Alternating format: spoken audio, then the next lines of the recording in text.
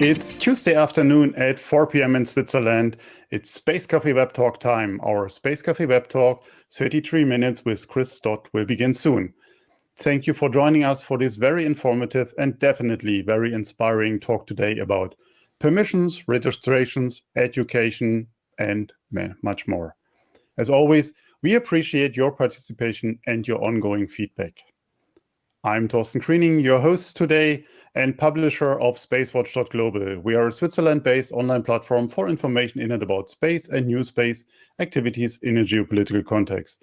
I know many of you are already familiar with our website, our bi-weekly and daily newsletters, and the Space Café podcast. The latest episode, number 14, is online on all major platforms, featuring space philosopher Professor Jim Schwartz. Another super cool podcast. Trust me and listen to that. We also opened our fan shop online for you, where you can support us actively and become a space watcher. And thanks to my production team to bringing that up, to send you this link to go direct to the shop, but maybe you can do that later. Edition 1 has cool mugs, masks, and awesome t-shirts, brand new reflecting backpacks, and many more cool items for you, your friends, and the ones you love. Your support is needed to keep our independent journalism alive. We can't repeat that enough. We need your support for what we do for you. If you have missed any of our previous web talks, we have an archive available on our web page in the event sections and on YouTube. We host our Space Café WebTalk live on a weekly basis, and it is already our 32nd edition today. I hope you mark Tuesdays at the same time in your calendars. Today, I feel very honored and very happy, not because we are using this new system that scares me pretty much, but that I can host a good friend and one of the highly inspiring people in our global space sector, Chris Stott. Welcome to the show. Oh, well, thank you, Torsten. This is a pleasure to be here, an honor to be here. Thank you, everyone. Wait with that. So I jumped the gun. Yeah. Let me do some introduction of yourself, and I cut out a lot of your very long and outstanding bio. Chris is the founder and chairman of ManSat, the world's largest commercial provider of satellite spectrum, and noted as a creator of the Isle of Man space industry, now also a global leader in this field. He is a founder of the it jumped. Here we are. In addition to, that's when your text suddenly jumps back and forth.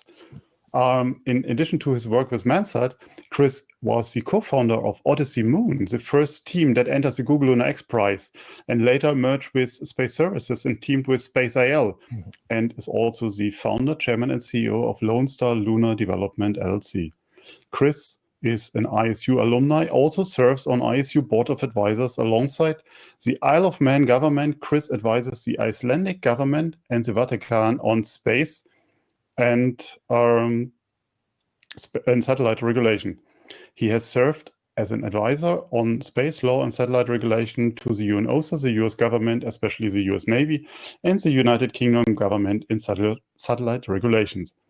He is a founder of the International Institute of Space Commerce and its US affiliate, the Institute of Space Commerce, where he's routinely published. We will hear about it that later in more details. In his spare time, Chris is an award-winning producer, writer, and documentary filmmaker. A naturalized American, Chris lives in Florida with his wife, Nicole Stott, just to mention her, and son, and their dogs. He enjoys shooting, scuba diving, and free diving, and flying helicopters. He drinks way too much coffee and rarely watches TV. When he needs to sleep, he reads his own bio, and I love this sentence. And it's just the short version of it, imagine. One line item I like to add here on a personal note. Chris is also an outstanding mentor, and I had the privilege to experience his mentorship during my ISU Executive MBA almost a decade ago. With that, again, I'm very proud to welcome you, Chris, in my show. So let's start and kick that off here. The title of this Space Café today is the single hardest thing about getting into space isn't what you think. Please give us a quick insight what is needed beside a rocket, of course. Thank you, Torsten, and sincere thanks for your very kind words. And thanks to everyone watching today. I promise I will keep this as painless as possible. And thank you for this. It's a real privilege. This is an honor to be here. I've been looking forward to this a lot. Right. So the hardest thing about getting into space isn't what you think, right? Is it the rocket? Is it the team of amazing people you have to have around you? Is it raising the money? Is it actually the science, the engineering? Of course, it's all of that, right? But really, the hardest thing about getting into space is getting permission. Space is the most regulated activity in all of human history. There's not a single endeavor that humanity does that isn't included in space. It takes the very best of what we do. And when it comes to space itself, your nation state is responsible for you. Whether you're a space agency, a company, an individual, a corporation, a non-governmental entity under the UN Outer Space Treaty, it's responsible for the spectrum that you use. It's liable for all these things. So, quite rightly, it tends to regulate you because having access to space brings with it responsibility. Up in space today are trillions of dollars of assets, commercial, civil, from space agencies, from military.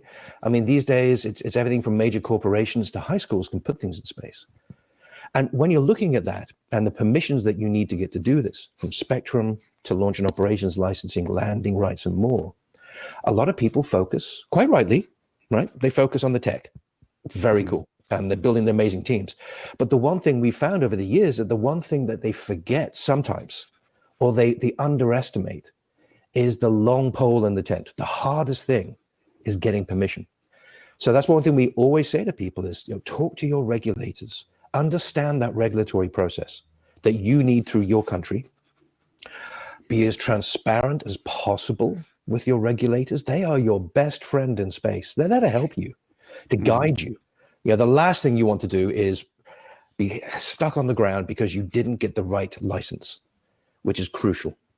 And at the moment you're thinking about a space venture, start thinking immediately about your spectrum.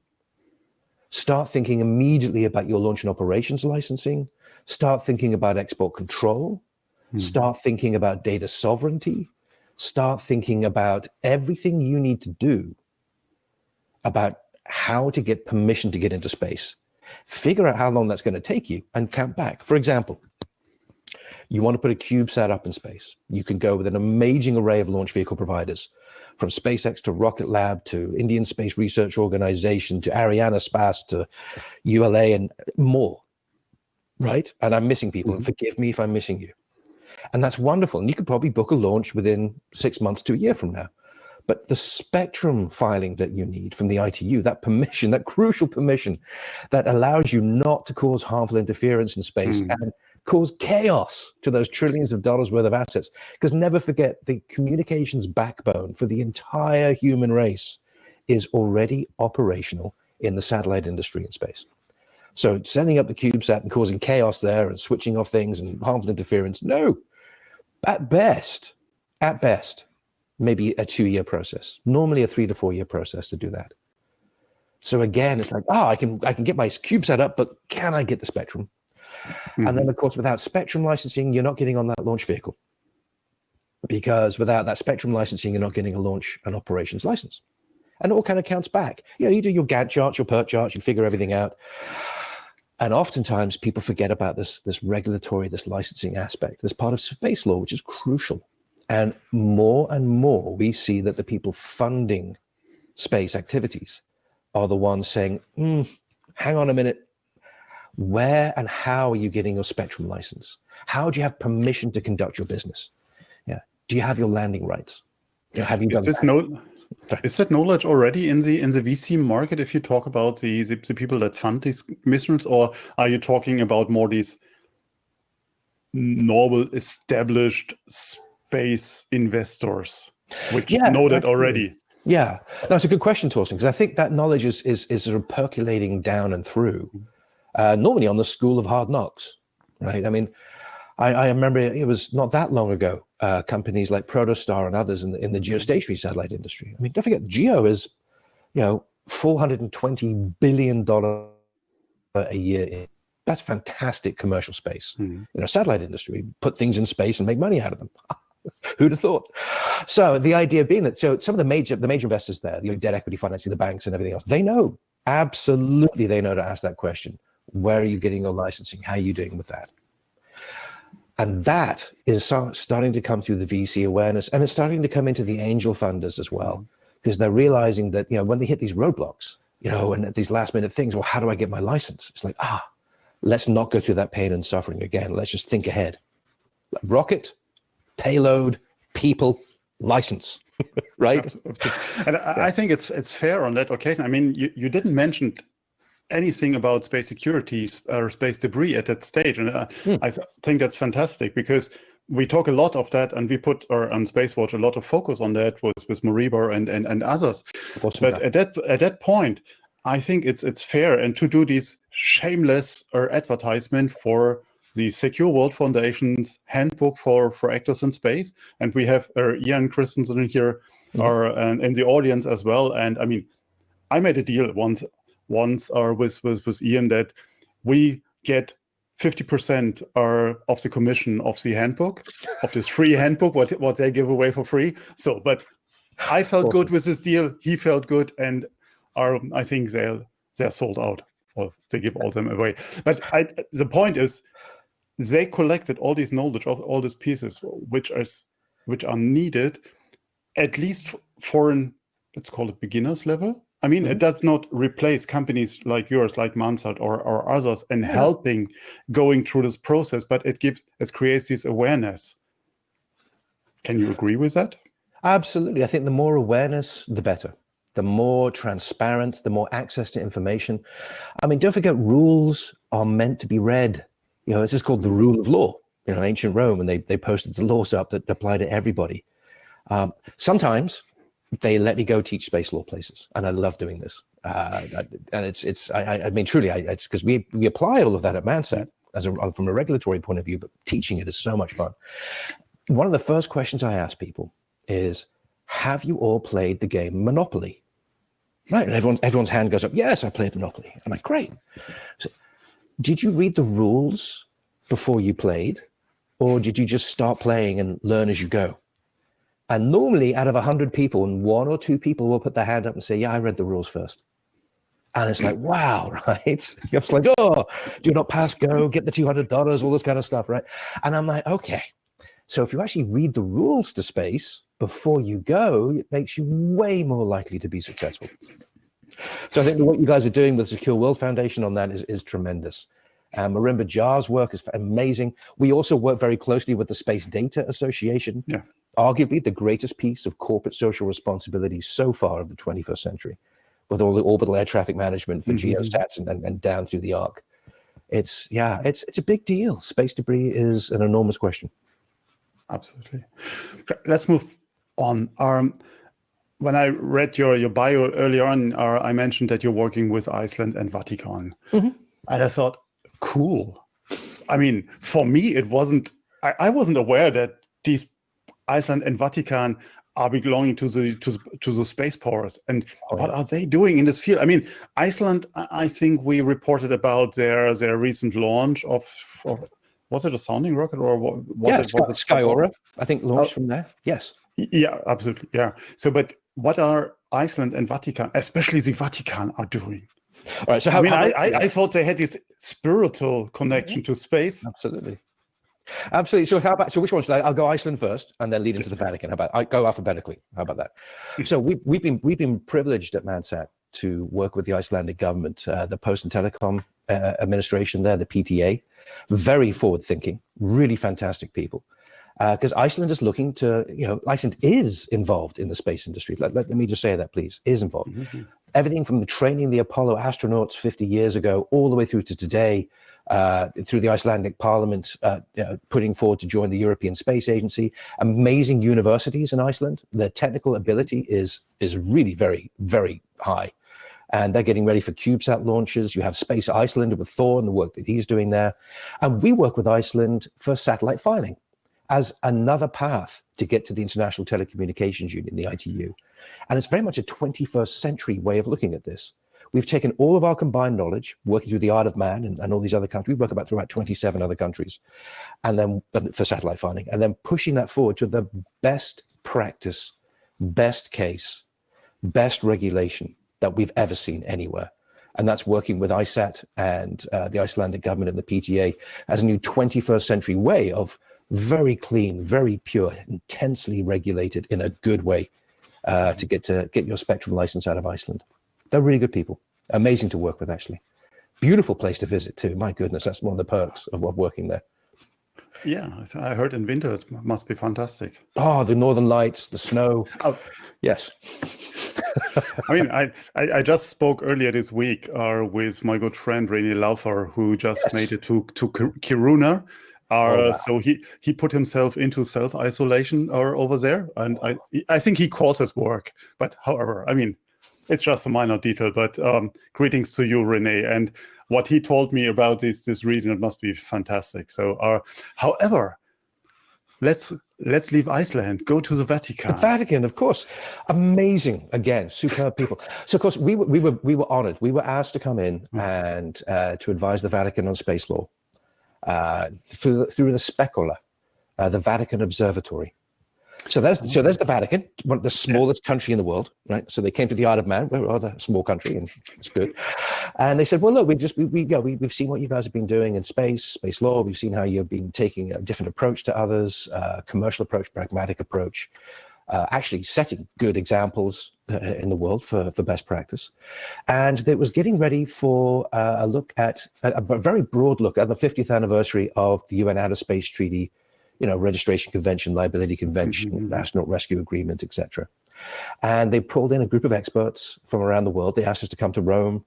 And it's been an ongoing dialogue before, during, and after, which has been fantastic. But of course, the Vatican Observatory is a superb institution with telescopes and sites all around the world, cutting edge research in all areas of astrophysics and astronomy. Amazing people. And yes, there's a spiritual aspect of it too. I find that wonderful. I'm Christian myself. I'm a Catholic myself, and it's very soothing to me. It's what keeps me happy and going in these dark days of 2020. But the Vatican was looking at this, saying, "Okay, yes, we're a small country, but we kind of represent 1.3 billion human beings around the world who are asking, what's this whole space thing? What position should we take? How can space be of benefit to humanity?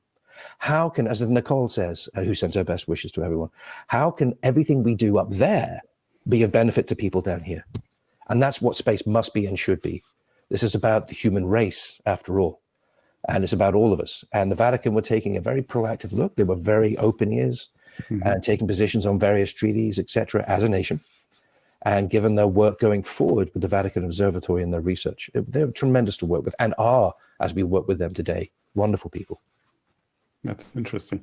No, I had one of the pre-talks for an upcoming web talk was with Stephen Freeland, which I will announce later on. And Stephen said, yeah, our consultancy, the Vatican, also on space policy and space law activities. And in that term, also greetings to our Chris Newman in Northumbria and thanks for joining here today. Chris, we get some questions before we going on with the list that I still have prepared. There's a question from Del Smith. Might we encounter a flag of convenience or situation sometimes in the future? And I think that's a pretty good one because so talking about Europe, I have my own opinion on that. Sure. Well, thank you, Dr. Del Smith. Del's actually a good friend, and I know he's out there watching this today. We work together on many areas. No, it's a very good question because the world changed back in the mid-90s with globalization, with the World Trade Organization, expanded membership, the OECD, the post-Cold War period. Everything changed. The author, New York Times author, best-selling author Thomas Friedman, he wrote a very influential book called The Flat Earth. Not that the Earth is flat, right? This is an economic term about the leveling of regulatory barriers and the growth of a global economy, just throwing that out there. So just to clarify, so you're not a flat earther, yeah? No, I'm not that kind of flat earther. Good, I'm not that kind. I know. No, it's okay. Good. Please continue. That's okay. Nicole saw it. She told me it's good. That's good. Oh, no. So but what happened was the regulatory barriers, the world fundamentally changed at the end of the first Cold War, right? It fundamentally changed.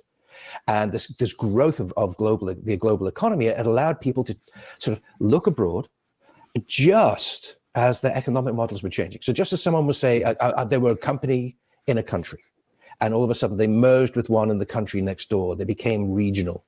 Then they might merge with another company around the world and become global. And the market shifted from village to town to city to country to region to global.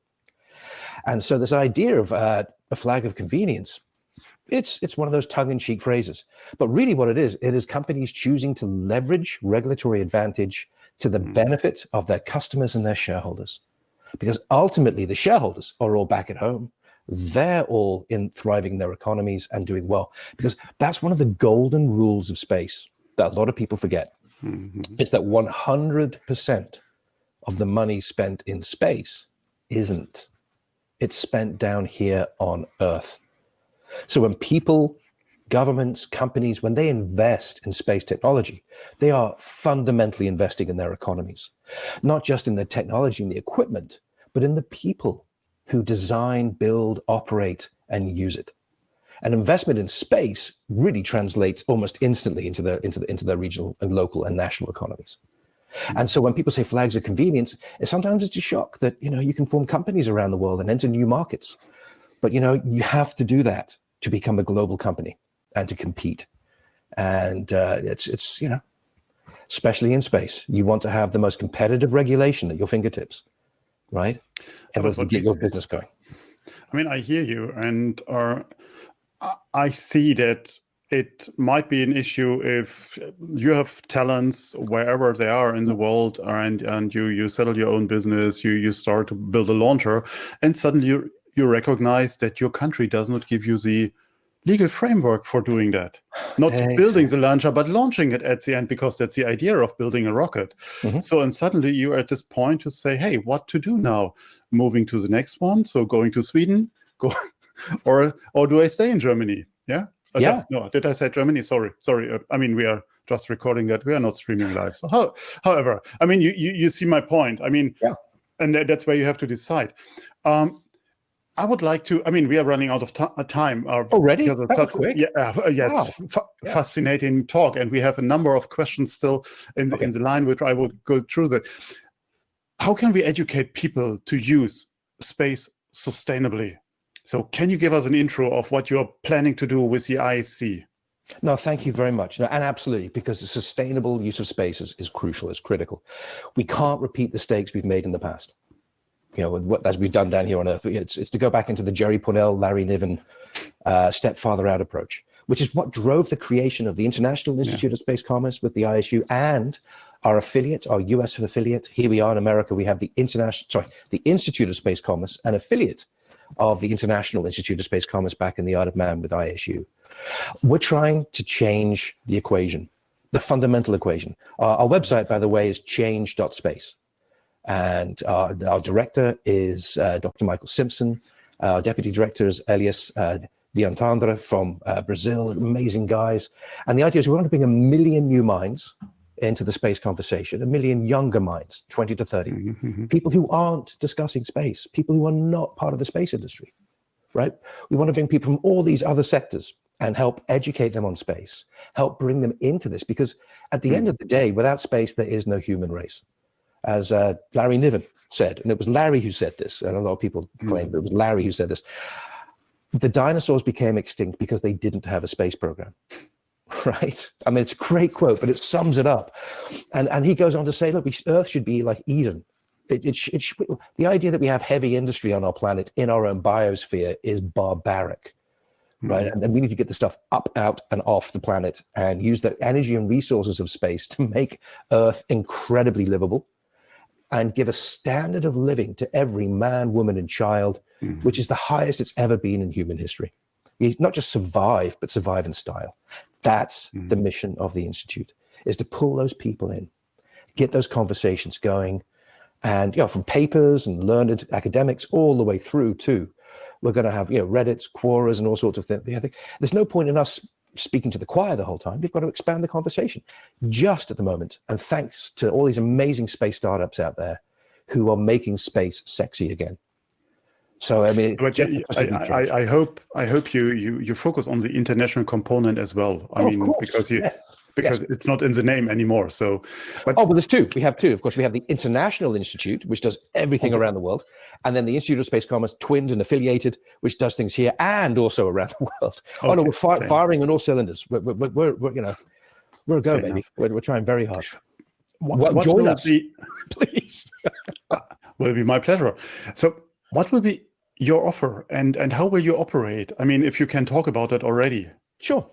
So with both institutes, the idea is it's a safe place to come and exchange and discuss ideas on space. There are no wrong answers, right? The idea being that, you have an idea, you wanted to study this. We have an Institute of Space Law in Leiden and in the Netherlands and around the world. We have the Institutes of Space Policy at George Washington University. But who actually discusses commerce, space commerce? There's tons of ideas. And I'm not talking business plans or proprietary things for companies. Of course not. We're all in business. But what we're talking about is the fundamentals. Someone to come back and look at the fundamentals of the economics of space. What lessons can be learned? What new ideas can be shared? One of the papers that we gave was delivered at the White House, the Obama White House, and at the National Academy of Sciences. And it was on the private provision of public science. The idea being that why does the taxpayer have to pay for all of this? Is there a way of bringing in private financing into a loop? So the same manufacturers, the same primary investigators, the same everyone, except using private capital. You're not using taxpayers' capital, right? How can we add to this? How can we commercialize this? The same way we've done in satellite. How can we do that for space exploration? And bring abundance to the primary investigators, bring more science, more opportunities, more space stations, more space agencies, right? Just let it grow. It's at that point of growth, and how do we fundamentally instill that and ensure that people in agriculture, medicine, banking, shipping, all of them understand, know, and use space to its fullest extent. Based actually a lot on what the Indian Space Research Organization did with the Indian government. The way that every cabinet member of India, including the Prime Minister, would always talk about how each and individual department was using space. It should be that for the entire world. Space is a tool, it's an asset. We are tool-making species. It's our greatest tool in the box. We should be using it. Absolutely. And I think we will extend our 33 minutes today or the first time, because it's so fascinating. And we have really a number of cool questions in. So Ofer asked, I know, coming back to your own ISU experience, in which way it impacted your space career and life in general. Oh my gosh, ISU was fundamental to me. I was lost in the wilderness. I was one of those people who loved space, and I hadn't found my tribe yet, right? I was, because everyone at high school, I was the only one who liked space or even science fiction, right? And I was going to the workplace, working a lot in politics and policy, both sides of the Atlantic. And again, all I wanted to do was find a way to get into the space industry. And ISU opened those doors. It not only educated me with the international, interdisciplinary, and intercultural, and it opened my eyes, but it gave me an incredible network. It gave me a tribe. It gave me a home. And it was a fundamental front door for me. It was superb. Okay. Yeah. I highly recommend it. If you haven't done it yet, do it. It's an open family. It's not exclusive. It's inclusive. Absolutely. How we met, Torsten. Yes. Yeah. I can't believe that was 10 years ago. It seems like yesterday to me. So, wow. Yeah. You've done amazing things. Absolutely. I'm still grateful for you that you let me pass my test. So that was... No, trust me, your answers were excellent. You had ideas that I'd never even thought of. Come on, that exam. I was like, wow. I think one of the very few people at the ISU that danced on the stage, or for my defense. However, it's another story. I would like to pick up on the question of Chris, or the other Chris Newman. Hi, Chris. It's a real honor to hear you speak. You've been a great influence in my work. So, thank you. What do you think is the way forward for space traffic management? Oh, goodness, very much. Well, it's essential. And it has to be done in a way that is transparent, of course, and inclusive. I think the work that is happening right now today in that field is wonderful. I mean, Chris, thank you for what you're doing there. And Marimba, thank you for what you're doing, and the SDA and others. Because it went from this thing where, people would track things in space for military reasons, quite rightly. And then as commerce came in, it's like a crowded harbor full of ships, right? Some are government, some are military, some are commercial, some are big, some are small, and the commerce is happening. And in that crowded harbor, we need a lighthouse. We need a lighthouse to guide everyone. We need navigation lights on the ships, basically. We need a way to do this. It's like having people out on the roads with no rules. We need traffic management, and it needs to be done because the consequences of an accident in space are so catastrophic to the entire human race. It's shocking. We are so dependent now upon commercial communication satellites and geo-weather satellites, military satellites, GPS satellites, which of course is military. The idea being that, we are so dependent upon space. If we were to lose that, we would go back to we go back 100 years in technology. We would lose communications and navigation. We would lose so many things that we take for granted. Our entire modern industrial society, our technological society would collapse. And we can't let that happen. And space traffic management is a fundamental part of that. It is the foundational stone of that. It's the bedrock. It is so unbelievably important. Absolutely. One question from Angeliki I would like to pick up here. Is the Vatican, coming back to the Vatican, thinking at all about space resource governance? Is it something you can answer or you can't? Well, no, I can say that, Okay. we had a discussion about that when we were there. Now, look, I have to be very upfront with people. Okay, I am not a fan of the Moon Treaty. I think it was very well intentioned. I think it was very well meant, and I know a lot of people support that, and that's fine. That's why we live in a free country over here, and people can have different views and opinions. However, what the Moon Treaty pays zero attention to is the fundamental realities of economics. And that's why the Artemis Accords, and I think it was actually Dr. Del Smith who said this, he asked a question earlier, are the greatest example of the rule of law in space. And it goes back to that whole thing with Mark Watney in The Martian. He wasn't a space pirate. We're doing a piece on this at the moment. No, of course he was under the jurisdiction of his country. He was the responsibility for the continuing regulation and jurisdiction. He was an American astronaut on Mars, in an American base, in an American rover. That's how it works. That's how satellites work. This idea of responsibility through law and through the rule of law is fundamental to that $420 billion commercial satellite industry. It is the bedrock of that industry on the legal side. The idea that governments and countries have responsibility to regulate your actions, to make sure you don't cause an accident, to make sure you're not causing interference, to make sure you're doing the right thing. It is an extension of sovereignty. And it goes back to that 100% of the money spent in space isn't spent down here. Because without that certainty, people do not invest. I mean, people talk about the global commons and the tragedy of the commons and everything else, but I think that's awesome discussions. But at the end of the day, it is an extension of national sovereignty into outer space through the liability and registration conventions in the OST and through the ITU radio regulations. And so space resources are crucial this way. And how do you govern all of that and do it properly so it allows investment? But here's the other thing about space resources. Without them, we're in real trouble.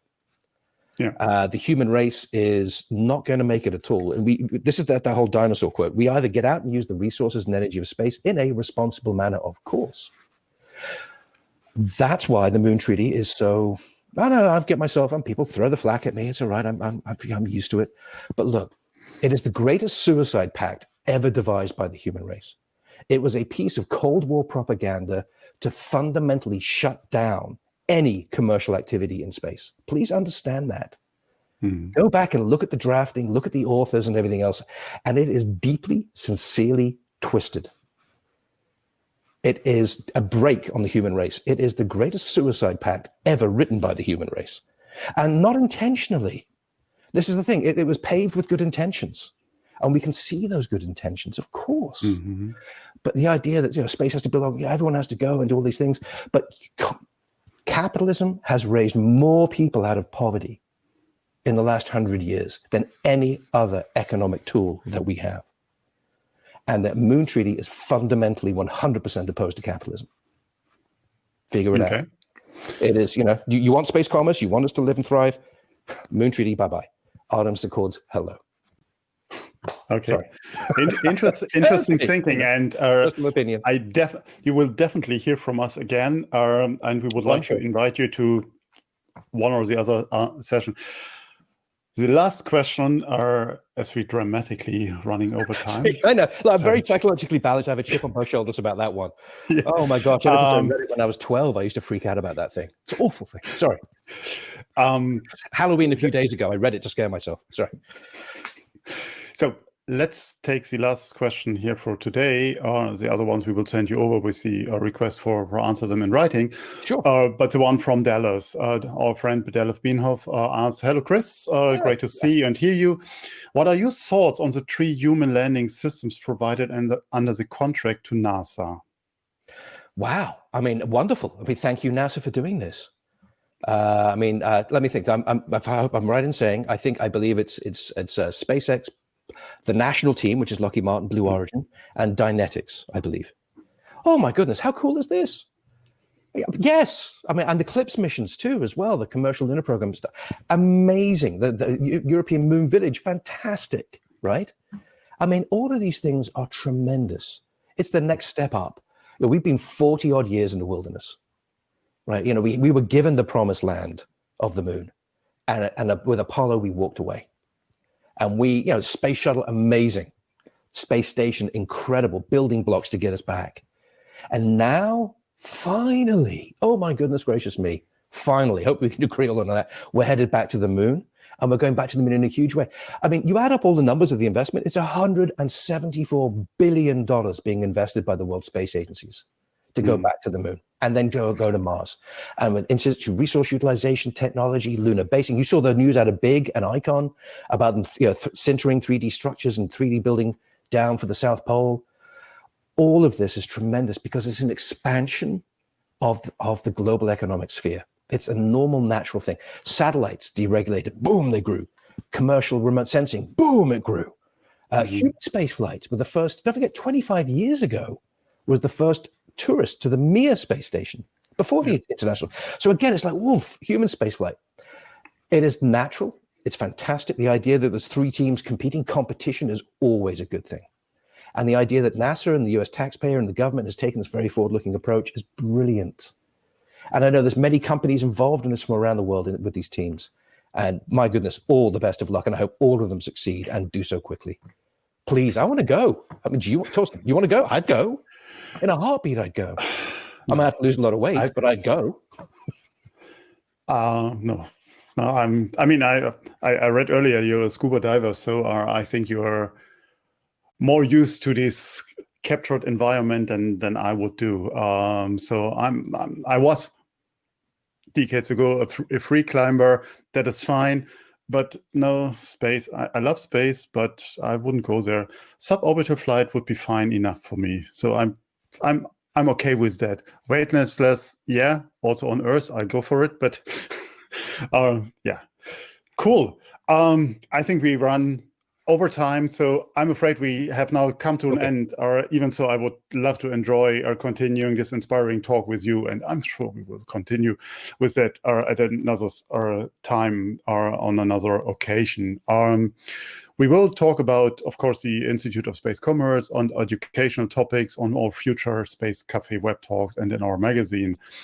Just some announcements on the 12th of November. So next day, we will kick off our Space Café Black Ops by Ralph Thiele. The first session will focus on LEO-MEO military applications and development. And all times are on Central European time, not like as here stated on Central European summer time. We moved over it. And when I made these graphics, I didn't thought about that. But we will change that.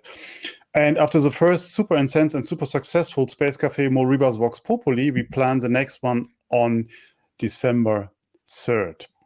Our next webinars are next week. I will talk with Ole Docker from the Spaceport Norway about the space in the dark cold north. On 17th, a week later, I will talk to my good friend Mari Eltom, also from Norway, about Norway's space ambition from oil to orbit. And on the 24th, and with that, I'm officially announced that today I have the pleasure to talk with Professor Stephen Freeland in Sydney more about Australia's space ambitions and the legal framework that rules it. This event will begin at 1 p.m. Central European time, or that he does not have to get up at 2 a.m. in the morning for this talk. All events are online on Eventbrite already. As always, we would like to hear your feedback, so please check in with us on Twitter, on Facebook, and LinkedIn. And please give us also your feedback about the system that we used today. Don't forget to sign up to our daily and our bi-weekly newsletters. And if you like to treat yourself with something special, here it is again, become a Space Watcher today. And you see this cool t-shirt. It is available in different sizes and different colors. Your support will help us to continue our independent journalism for news and these kind of web talks. Take your credit card and visit our fan shop at shop.SpaceWatch.Global. I know I repeat myself, but we need your support to continue our work. Our space cafes are up for sponsorship as well. Thank you all very much for your interest today. Please to share your experience again with Livestorm with us. We only can learn from it. And thank you, Chris, for your exciting and inspiring talk and being my guest. And thanks to the entire team behind the scenes for doing this great job week by week. Again, I hope you all will stay safe and stay healthy. Thanks for joining us, and I hope to see you next week. In the meantime, visit our website and follow us on social media. Don't forget, become a space watcher. And Chris, for you, your family, and the people over in Americas on this very special day today, I hope it will stay calm and come out with a good result, and not that the world will end up in chaos. No, well, thank you, Torsten. I mean, and to all of you today, thank you. And let us not be haunted by the ghosts of the past, and let us build a better future together. Absolutely. Right. Absolutely. Thank you for having me today. Thanks. Thank you. Take care. All the best. Cheers. Bye-bye. Tschüss. Tschüss.